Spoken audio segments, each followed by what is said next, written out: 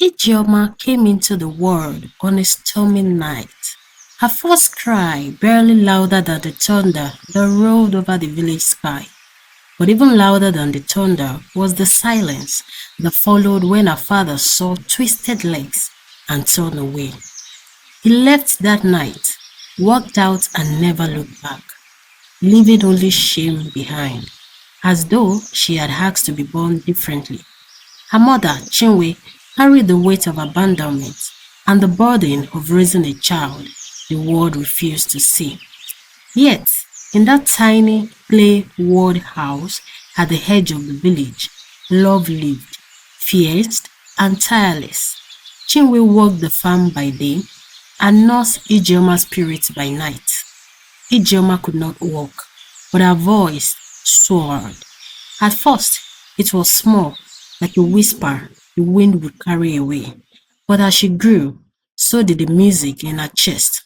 Soft hums became melodies, and melodies turned into songs that could hush crying babies and stop birds mid-flight.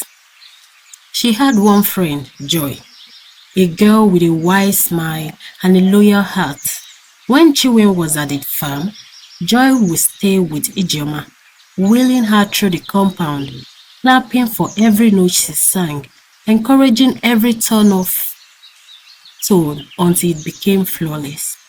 Together, they turned dusty afternoons into rehearsals for dreams no one else dared to dream. One evening, as the sun dipped into the belly of the hills, Ijeoma sang her heart out, her voice raising like the incense into the sky. She did not know that down the path, a royal chariot was passing by, and inside it, the prince. He heard her, stopped, listened. Who is singing? He asked his guards. One of them, a native of the village, bowed. That is Ijeoma, Your Highness, the crippled girl. The prince said nothing at first. Then he gave an order that would change everything. Invite her to sing at the palace on the day of the village festival.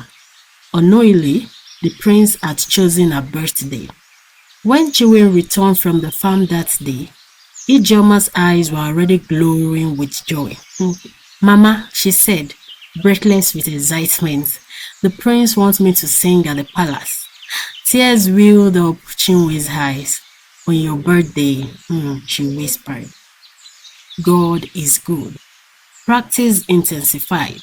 Jo and Ijeoma rehearsed from sunrise to sundusk. The small compound became a stage. Every breeze carried music. Every star bore witness to their dreams. But faith, as its oven doors, tested the joy. One afternoon, a man appeared at their door, harsh-faced, bittered eye. He looked at Ijeoma like she was a curse.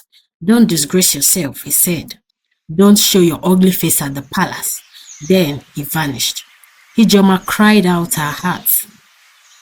When her mother returned, she sobbed out the words. Chinwe, unaware who the man was, tried to console her daughter. People talk, she said, but their words are not the truth. You are beautiful, and your voice is a gift. Joy arrived that evening and joined her voice to the encouragement. The next morning, Chinwe went to the market to find the finest clothes for her daughter. There, she ran into Joy's mother, who, after a long pause, said something that sent chill down Chinwe's spine. That man is Ijeoma's father. The word echoed like a curse. Chinwe stood frozen, clutching the cloth to her chest, rage and disbelief from her heart. She thanked Joy's mother and rushed home. But Ijeoma was gone. Panic gripped her. Joy wasn't around either, and Ijeoma, with no ability to walk on her own, couldn't have left alone. Chinwe screamed. Neighbors came. They searched every path, every bush, every river bank, but there was no sign of her. That night was the longest Chinwe had ever known. By morning, she was at the palace kneeling before the king and the prince.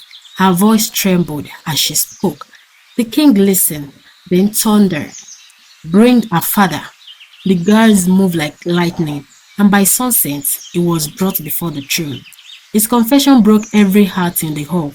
He had hidden Ijeoma in a friend's house outside the village, hoping she would miss the festival and hoping to bury his shame one last time. But the king would not have it. Let her be found, he ordered. Bring her home. The guards moved again, and as always, they returned, this time with Ijeoma, weary but alive. Her father accomplices had fled, but it no longer mattered. Justice would be served. Her father was banished that day, never to return to the village. And then came the festival. Ijeoma dressed in the clothes her mother had chosen for her. Joy stood beside her, holding her hand, as always. When she sang before the village and the royal family, the world fell silent. Her voice, once whispered, now roared with grace. It was the sound of survivor, of hope, of a girl who had every reason to give up, but chose to rise instead. People wept, they danced, they were joyful, they gave gifts, money, clothes, and even more. But the greatest gift came from the king himself, a house, a home for Ijeoma and her mother, a new beginning. And in that home, music never stopped. Ijeoma kept singing, and the village listened, for in her voice they heard beauty, not despite her pain, but because of it, and they never forgot her. The girl who could not walk, but taught them how to fly.